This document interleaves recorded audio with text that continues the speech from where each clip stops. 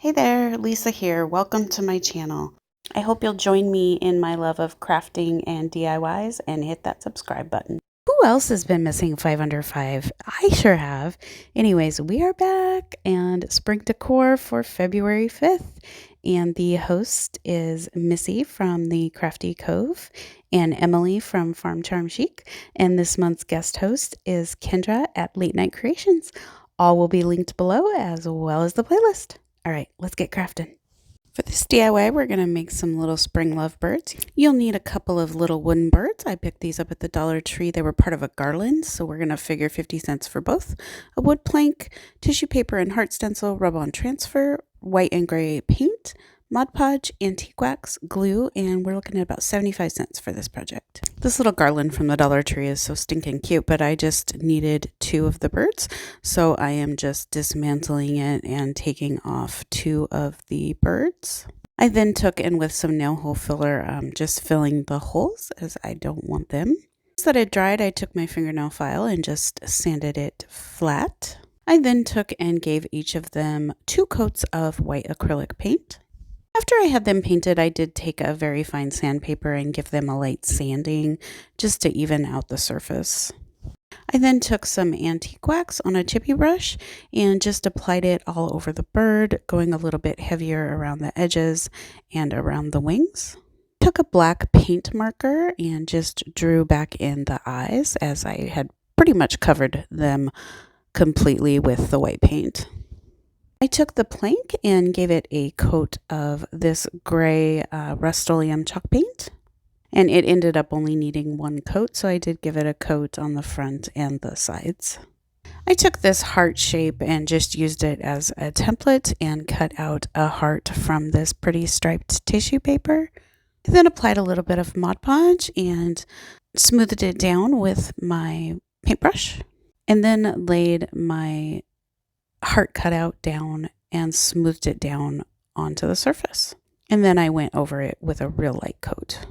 Once it had dried, I took a piece of parchment paper and my mini iron and just went over it to make sure that the surface was good and wrinkle-free. I took these transfers, these rub-on transfers I had gotten from the Dollar Tree, and just cut out the one that I wanted to use, and then I applied it.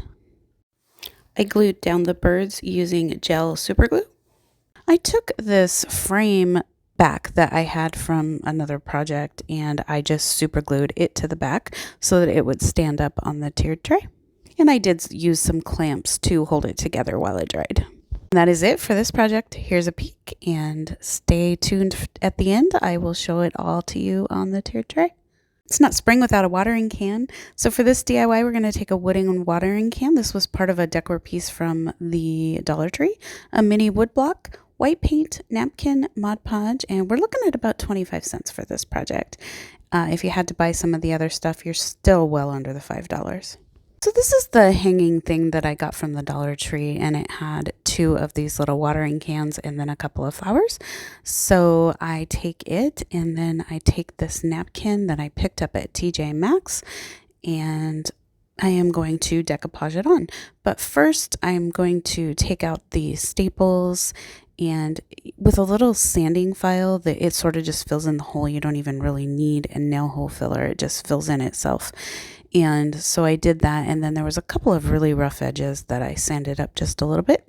And then I took white acrylic paint, and I do give it 2 coats of white acrylic paint.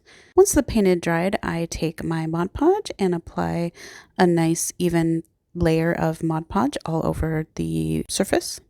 I then let the Mod Podge dry, and I take my napkin. Be sure to take the plies off the back, and I lay it down and then lay parchment paper over it, and then I take my little mini iron and iron it down, and this just reactivates that Mod Podge and gives you a nice wrinkle-free surface. Once it was adhered, I took my scissors and trimmed around the edges, and then I took the fingernail file and just went down in a downward motion and sanded the remaining napkin off the edges. There were some areas that were a little bit difficult here.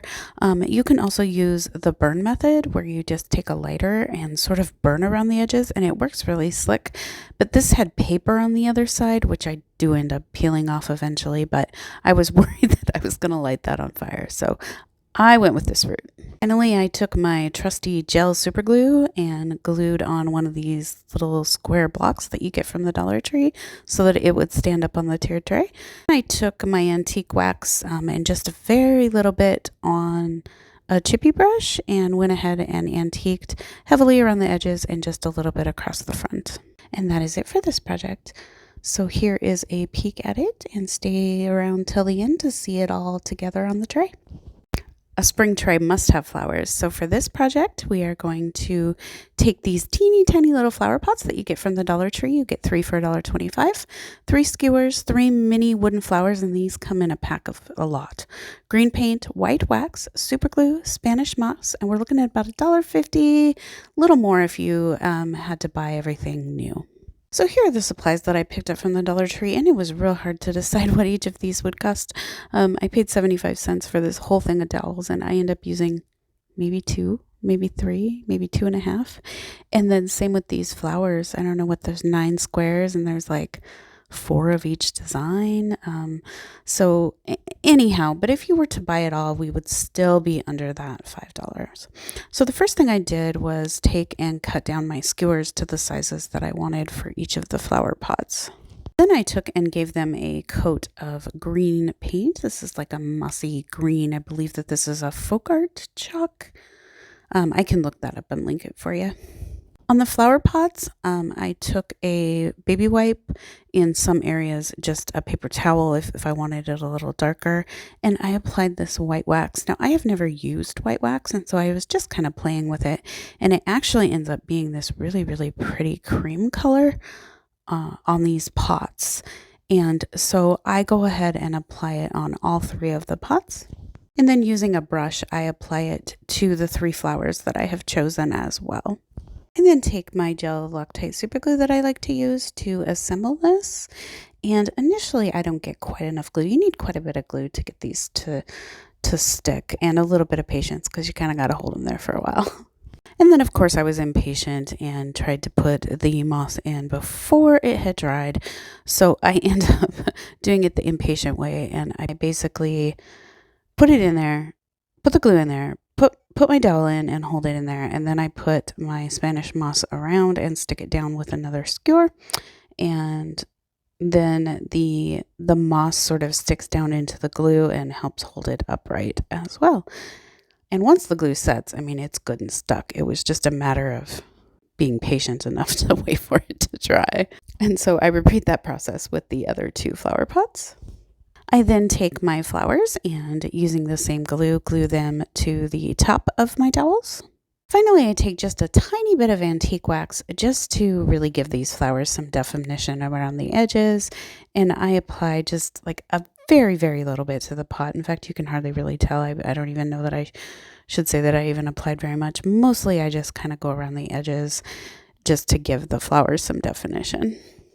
And here is how these turned out. Stick around to the end to see it all put together on the tray. We need a little birdhouse for our lovebirds.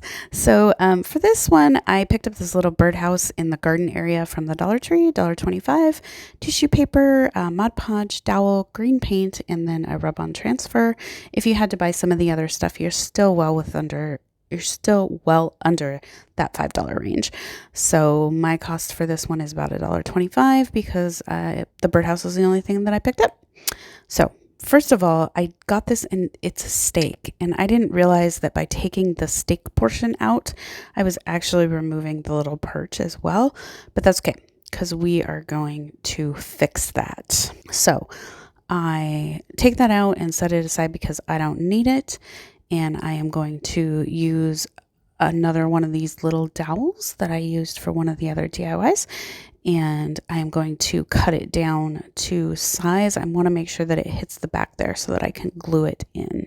But first, we are going to paint it. So I take that same green mossy paint that I used for my little flower pots and give it a couple of coats of that. And I take this beautiful striped tissue paper and cut off a chunk to go on each side of the top of the roof. Generally speaking, I give my surfaces a coat of white paint or two before I apply with Mod Podge, but I really like the looks of tissue paper just Mod Podge directly to the galvanized metal. You don't get that nice white crisp look, and that's sort of what I was going for. So you do you though. If you want to, you could certainly give this a coat of white paint before putting it on there, and it would really, really make those stripes pop. So I apply one side and then fold over the edge just a little bit, and then I take the other side and line up the stripes and lie it down and smooth it out as well. Then I do take a little bit and make sure that I get the lip covered well with the Mod Podge so that it will stick down. Finally, I take my little fingernail file and file it off, and I am so sorry I lost the footage of this, so this is me pretending like I'm doing it for you. Also in that time, I had cut out some of the transfer that I wanted to use on my birdhouse. I don't know where that video went. Probably I forgot to hit record. So anyhow, I am taking and applying this rub-on transfer to the birdhouse. So you just take the coating off the back and then you put it on there. And then I use my little Cricut scraper to scrape it on. You can also use a credit card or your fingernail works fine too. I use my gel Loctite glue that I like to use, and I put that in there and then put my dowel through and glue it to the back. Now I do end up getting quite a bit of glue around the hole here, so I take my fingernail and clean that off. And as you can see, it's sort of shifting that dowel behind, but I do end up getting it stuck. I got enough glue back through there that it did stick. You could also probably use like a Q-tip or something up inside from the bottom to get it to stick that way as well. And there we go, nice and stuck. And that is it for this one. Here's a peek. Stick around to the end to see the whole tray. This DIY is going to be multi-seasonal. I've been wanting to do one of these mini clipboards for my tiered tray. So I got that from the Dollar Tree, and then I'm going to use tissue paper, Mod Podge, and calendar thumbnails. So we're looking at $1.25 plus the cost of the calendar if you needed to buy that. So the first thing I did was take and cut out this Hello Spring from one of the 2022 now calendars. And I just think using calendar thumbnails on these little clipboards will be such an easy way to take and completely change the look of this little clipboard. So first thing I did was get it all opened up, and I don't know, am I calling this a clipboard? Is it technically a clipboard? I guess it's a picture frame. Anyhow, I'm probably going to call it a clipboard throughout the thing because to me it just looks like a teeny tiny little clipboard, but technically it's a picture frame. So I am not paying any attention to what I am doing, and I am just prying this off of here thinking that it is glued with hot glue. Well, let me tell you, the bow is glued with hot glue, but the actual clip is screwed in. So I end up just mangling this thing, getting it off of here. That's me showing you that I have completely mangled it, and oh, there's a screw. I should have went and got a screwdriver, but I'm invested, and so I am going to get it off of there with the help of some pliers. So now that I have completely mangled this thing, I try and straighten it out the best I can, but I know that I have some more of these somewhere, so I'm not too worried about it. But just a heads up, find yourself a little screwdriver and it will make this process much easier. So I take this tissue paper, which is like my favorite printed tissue paper ever, and so I feel like it is a good fit for staying on my tray for all seasons. And so I take it and cut out a piece. I don't even need to paint this because it's already white. And then I take my Mod Podge and apply it with a sponge brush, whatever you got. It just depends on what I grab, whether it's a sponge brush or a regular brush. I don't really have a preference. And I do get down into the grooves the best that I can. So we do a nice coat of that. And then we are going to lay down our tissue paper. Sometimes I let the Mod Podge dry first. Sometimes I don't. It just depends on what I got going on there. But I decided to do it this way because I wanted to sort of poke it down into those grooves. And I figured that that would be easier to do with the Mod Podge wet. And so I take a little palette knife and do that the best that I can. And then because I didn't take the screw out, I go ahead and poke a hole through it. I just don't want that to dry on there because I am going to eventually go upstairs and get a screwdriver to use to remove this and put a new clip back on. I gotta tell you, sometimes when I am crafting and I'm in my zone, if I leave and go where the kids are, I get out of my zone and get interrupted and get busy doing something else. And so sometimes I just make do with what I got around. So I am going to let this dry. Then once it is dry, I take a piece of parchment paper and my little mini iron and give it a good iron. And basically this just makes it just beautifully flat and wrinkle free. Then I take my fingernail file and we are just going to take off the excess tissue paper, downward sanding motion, and this just cuts off the edges nice. And then I take a little bit of antique wax on a chippy brush and I am mostly just going around the edges. I just wanted to darken the edges to give them a little bit of definition, and then I do go across the front with a little bit as well. I just can't not. I always overdo the antique wax. A little just, I can't do a little when it comes to antique wax. I don't know why. Teach me your ways, people who can do just a little. This is where I throw things, trinkets, things I don't know what to do with, things that will become useful again. And look at this. I mangled the last clip, and so I had this other one from another frame, and it is going to work just perfectly. So I finally do get myself a screwdriver and take the screw out and screw on the new non-mangled clip. Then the last step is to just add our little thumbnail, and I just think it's so cute. Now you could put this on like foam board or like a little piece of wood, but I decided I'm just gonna simply switch out the little thumbnails. Stick around to the end to see it all on the tray with everything else. All right, here is our 5 projects on my tiered tray. So we've got the little clipboard that I can change out. We have our potted flowers and our watering can. And then down below, I have our little birdhouse. And then finally our lovebirds there in the back. I would love to know what you guys think. Do you have a favorite? Do you think that you might recreate any of these? I sure appreciate you taking the time to join me today. I hope that if you like this video, you'll hit that subscribe button. Thanks again and have a wonderful day.